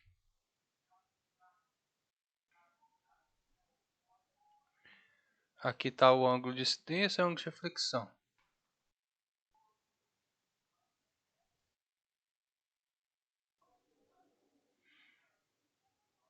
Vamos desenhar aqui a reta normal para ver o que acontece. Né? Esse é o ângulo de incidência, θi. Esse aqui é o ângulo de reflexão, θr. Se a gente construir aqui um triângulo, dois triângulos retângulos, né? Esse lado aqui é igual a esse. Então, o que é o cosseno de θi? É o cateto... Ah, tanto faz, né? Chamar isso aqui. Eles são iguais, né? Então, se eles são iguais, se o θi é sempre igual ao θr, o seno de um é igual ao seno do outro. É só isso? Porque não envolve, não é... Isso aqui é só para te fazer errar, né? Falar em índice de refração, sendo que a gente está tendo reflexão. Então, o cosseno de R seria igual ao cosseno de I, ao seno de I, se eles fossem complementares. Né? Mas eles não são complementares, eles são iguais. Então, se eles são iguais, o seno de um é igual ao seno do outro. Só isso. Ah. Não tem nada além disso, Fraga. É só isso aí mesmo. É uma pegadinha. Porque falou em Caí nela. falou em índice de refração, mas não é refração. É reflexão. É só para te fazer errar mesmo. Maldita Universidade do Ceará. Eu fiquei um tempão nessa questão tentando fazer aqui esse negócio de ângulo Não e precisa, né? limite. Aí na hora que eu fui ver a alternativa, eu falei, não, que rolê que eu tô arrumando com esse ângulo limite. Não precisa, né, velho? 22. Eu vou pular 22 porque ela deve dar um trabalho maior de resolução. Aí eu resolvo ela na sexta-feira. Só pra gente conseguir resolver quase todas aqui. Então marca aí pra mim o que ficou pra trás, a 14 e a 22. Tá? Senão ela é bem complicadinha de resolver. Pra gente conseguir fazer o máximo de questões aqui. Uma pessoa vai a um museu de ciências e numa sala de efeitos luminosos. Se posiciona frente a um espelho há diferentes tipos de espelho, côncavo, convexo e plano. Qual a situação a seguir representa a correta imagem e que é possível para essa pessoa? Aqui ela está de frente para o espelho côncavo. É possível isso aqui acontecer? Uma imagem virtual, que é feita atrás do espelho, e direta? É possível. Isso aqui é possível. Letra A está certa. Por que a letra B está errada? Porque quando eu estou em cima do foco, eu não tenho imagem. Está vendo que está exatamente em cima do foco? Eu não poderia ter imagem. Por que isso aqui está errado? Porque a imagem do espelho plano ela tem que ter o mesmo tamanho e aqui ela está menor. E por que aqui está errado? Porque o espelho convexo ele nunca faz imagem invertida. Tá? Então não pode ser imagem invertida. O espelho convexo só faz imagem direta. Entenderam? Quem teve dúvida nessa aí?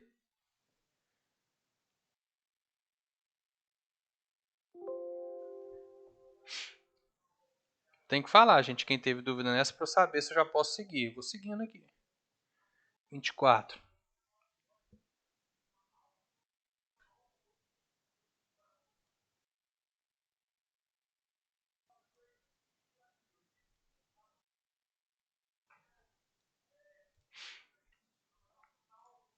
As lanternas ainda são equipamentos muito utilizados, principalmente quando precisamos de uma fonte de luz móvel. No decorrer dos anos, os refletores que as lanternas utilizam foram sendo desenvolvidos para melhorar a eficiência luminosa e garantir que reflitam a luz paralelamente ao eixo principal. Os tipos de refletores usados são refletores lisos, os mais antigos, refletores facetados, formados por pequenos espelhos, refletores casca de laranja, evolução final até agora. Com base no exposto, assinale a alternativa que completa corretamente as lacunas a seguir. Todos esses três refletores representam lentes, espelhos, espelhos ou lentes. É espelho, né? Porque ele reflete a luz, não é lente não. Então, espelho. Do tipo convexo ou côncavo? Tem que ser côncavo, porque o espelho tem que estar aqui, ó. E o pontinho luminoso está exatamente em cima do foco do espelho. Por que em cima do foco? Porque dessa forma, todo raio de luz que sair dele vai refletir paralelo, que é o que ele quer. Ó. Bate no espelho, reflete paralelo. Bate no espelho, reflete paralelo. E aí você concentra melhor os raios de luz da lanterna. Então eles saem do foco do espelho, batem no espelho e refletem paralelo. Esse ponto aqui, ó, então é o foco do espelho. Então é um espelho do tipo côncavo. Porque se fosse convexo, ele ia espalhar a luz. Tá? Estão posicionados no foco do refletor. Certo? Tranquilo?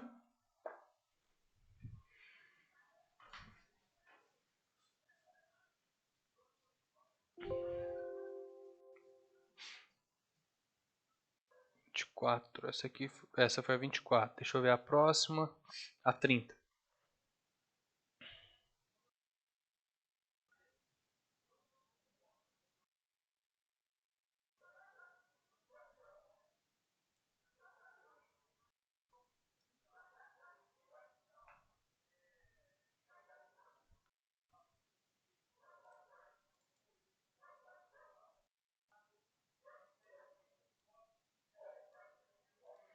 A partir da meia-idade, a consulta de médico oftalmologista se faz necessária, pois os músculos ciliares vão perdendo a necessidade, aparecendo a presbiopia, que é uma dificuldade de ver de perto com o decorrer da idade.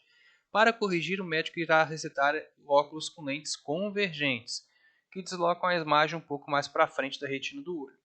Utilizando esses óculos com lente convergente, pode-se então observar um lápis como uma imagem real e invertida em um anteparo, conforme o esquema a seguir. Tá? Beleza. A alternativa correta que mostra como será a imagem formada nesse caso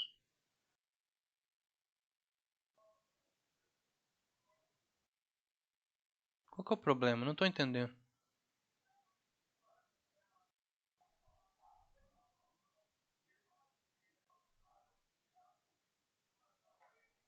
Uai, houve alguma mudança da parte de cima para a parte de baixo? Gente, me ajuda a interpretar essa questão. Faltou pedaço da questão aqui?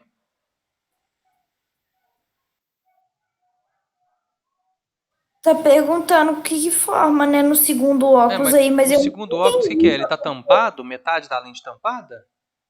Eu também não entendi, não. Fui eu que pedi ela. É. Será que a segunda parte tá tampada? Por isso? Eu entendi como metade tampada, mas eu não sei se é. Se for metade tampada, continua sendo a letra D, né? O que vai acontecer? Então, eu também marquei a letra D. E não é, não? É. Ué, então tá. Por que é metade tampada? Porque você diminui tampando uma parte da... Você diminui a intensidade luminosa. Só diminui a intensidade. Continua sendo uma lente convergente. Você vai formar que deveria ter uma imagem um pouquinho mais apagada só. Tá? Isso aqui deveria ser uma imagem... Que eu errei, eu marquei a letra A, porque lá em cima tá falando que forma uma imagem invertida. Eu interpretei como a primeira imagem fosse a imagem normal. Uhum. E a segunda seria com óculos de correção, entendeu? Aí formaria uma imagem invertida. Eu marquei a letra A. Não, mas a segunda já é um óculos de correção, porque tá vendo que ele já inverteu a imagem? Essa imagem está para cima, o objeto está para cima e a imagem está para baixo. O que aconteceu é que ele tampou metade da lente só. Tampando metade da lente, eu só vou diminuir a intensidade da luz. Ela continua sendo uma lente convergente. É só a intensidade que vai diminuir mesmo. A imagem fica menos nítida, vai ficar mais embaçada um pouquinho. Só isso. Mas é esquisito, eles deviam falar que tampou metade da lente, né? É, esquisito. Tinha que ter falado assim, tampamos metade da lente e tal.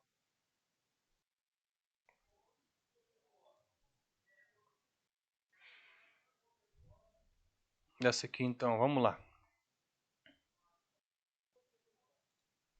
Duas ondas senoidais propagando-se em uma corda horizontal.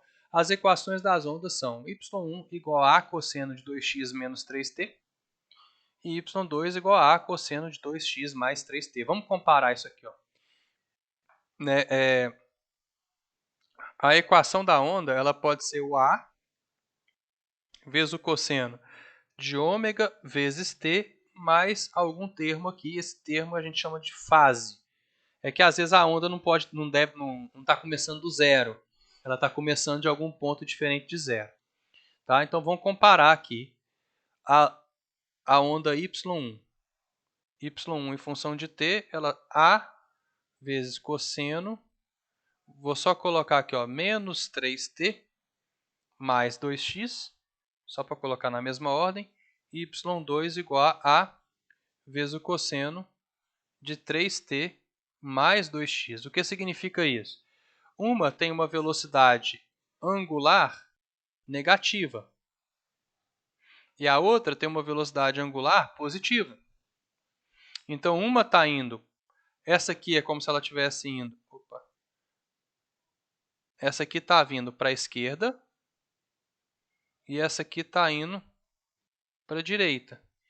Mas elas têm a mesma amplitude e elas têm a mesma fase. Tá? Só que uma vai para a esquerda, porque ela tem uma velocidade angular negativa, e a outra vai para a direita. Só isso. Então, das sobreposições dessas duas ondas resulta. Então, na hora que elas se encontrarem, elas têm a mesma amplitude. Elas têm a mesma fase. Só que uma está indo para a esquerda, outra está indo para a direita. É como se tivesse isso aqui. Ó. É como se fosse um pulso.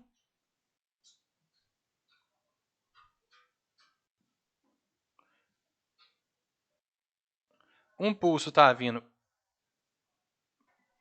para a direita e o outro pulso está vindo para a esquerda. Eles são exatamente iguais. Quando eles se encontrarem, vai haver o quê? Eles têm a mesma fase, tá? Ambos têm fase mais 2x. Se fosse menos 2x, essa aqui estaria para baixo, por exemplo. Quando eles se encontrarem, vai formar uma onda progressiva com amplitude 2A e frequência angular 3 radiano por segundo. Tá? Quando elas se encontrarem aqui no meio, vai gerar uma onda maior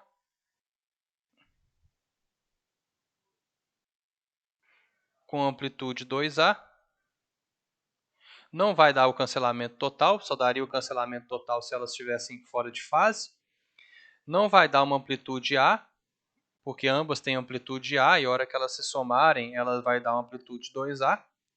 Não vai gerar uma onda estacionária, porque elas estão em uma corda horizontal, não fala que essa corda está presa nas duas extremidades. Então, a frequência angular dela não muda, né? A frequência das ondas não muda, tá? Então, sobrou a alternativa C, que é a única que fala numa interferência construtiva com amplitude 2A e que não tem mudança na velocidade angular. Lembra? Velocidade angular é esse termo aqui, ó, que é 2π vezes a frequência. Tá bom? Ficou alguma dúvida nessa? Tô tranquilo. Tranquilo? Quem tinha pedido ela? 31, 34, ó. 34 teve. Eu lembro de ter pedido essa 34. Vou deixar essa 34 para sexta-feira também. Essa 34 também é bem difícil. É chatinha. 35 também. Vamos ver a 38, se ela é fácil. A 38 parece fácil aqui, que é só aplicação.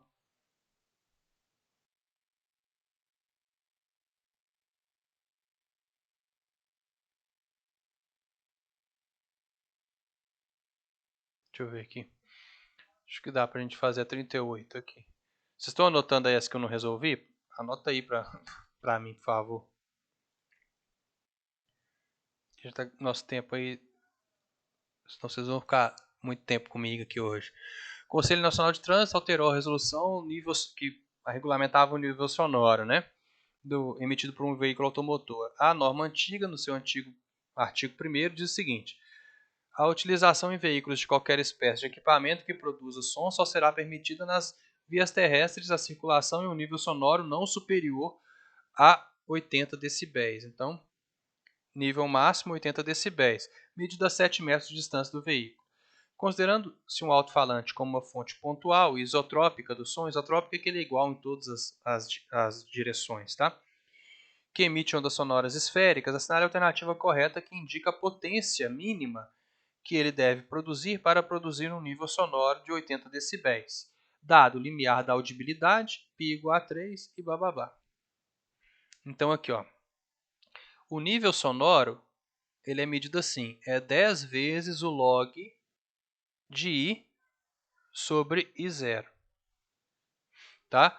Então, aqui é 80 é igual a 10 vezes o log da intensidade dividido pela intensidade mínima, que é 10 a menos 12. Aí, corta um zero de cada lado, vai ficar 8 é igual a log de I menos o log de 10 a menos 12. Né? Log da divisão é subtração dos logs. 8 é igual ao log de I. O menos 12 passa para cá, vai ficar mais 12 vezes o log de 10. Log de 10 na base 10 é 10. É 1, desculpa. Então vai ficar log de I mais 12, porque isso aqui dá 1, né? Passa para o lado de lá. Vai ficar assim, menos 4 igual ao log de I. Então significa que 10 elevado a menos 4 é igual a I. Né? O I é igual a 10 a menos 4 watts por metro quadrado. Aí beleza, por enquanto tá ok, né? Lembraram de log aí? Como é que faz essas coisinhas aí do log? Aí ele mandou a gente fazer o seguinte. Considerar que eu tô, é uma onda esférica, né? E eu tô a 7 metros. Então imagina que aqui está a minha fonte sonora. Eu estou a 7 metros de distância. Então isso vai gerar a 7 metros de distância uma área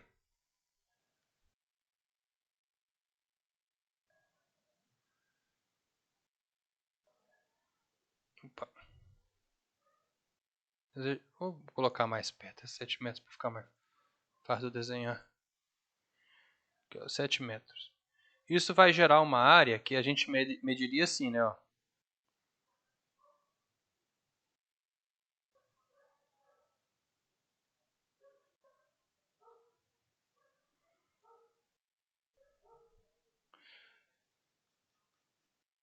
Essa área aqui é... Deixa eu ver aqui. Quantos...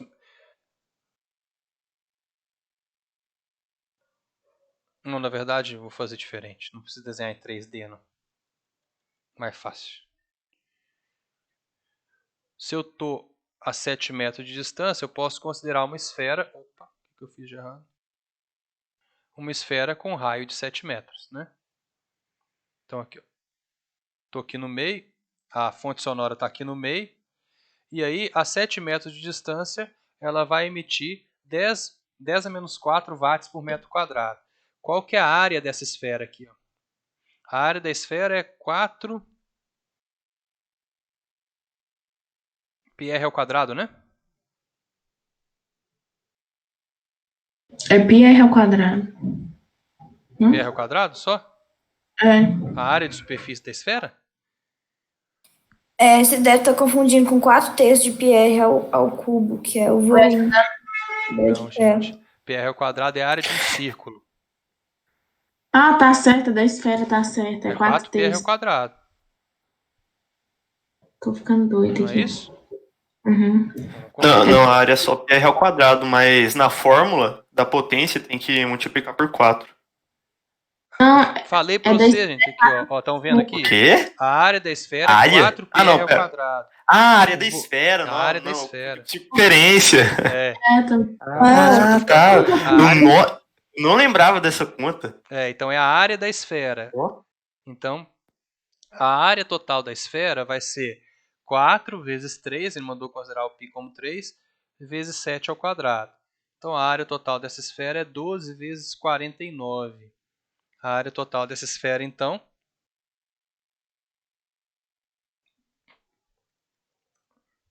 588 metros quadrados.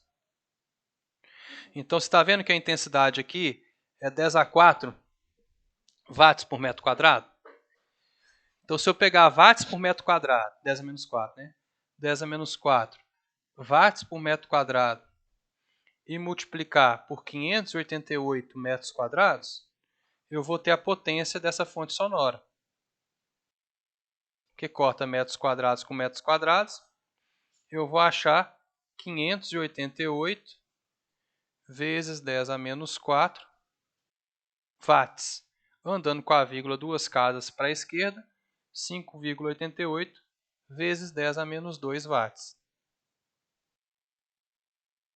Letra A.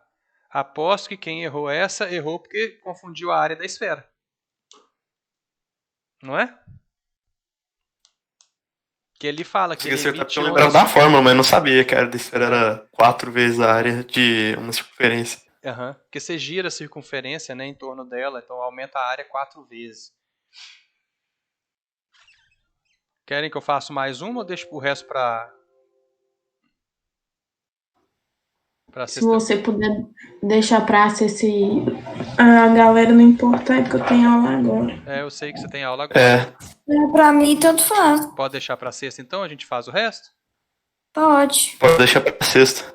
Então, beleza. Então, a gente fez também... Olha que eu só tá aí atrás, ó. A gente fez 18 questões também. A gente fez coisa pra caramba. Fez mesmo. Bastante. Vocês entenderam todas? Uhum. Sim. Então, vocês estão craque demais. Esse povo, vocês vão passar no Enem, seja qual for a data. Amém. Amém. Amém. Certeza. A Ana saiu, né? Então tá bom. Depois a gravação eu vou colocar pra vocês lá, tá bom? Tá bom. Então um abraço pra vocês, gente. Até sexta-feira. Obrigada, Abu. Obrigado. Tchau, gente. Falou. Tchau. Tchau, gente.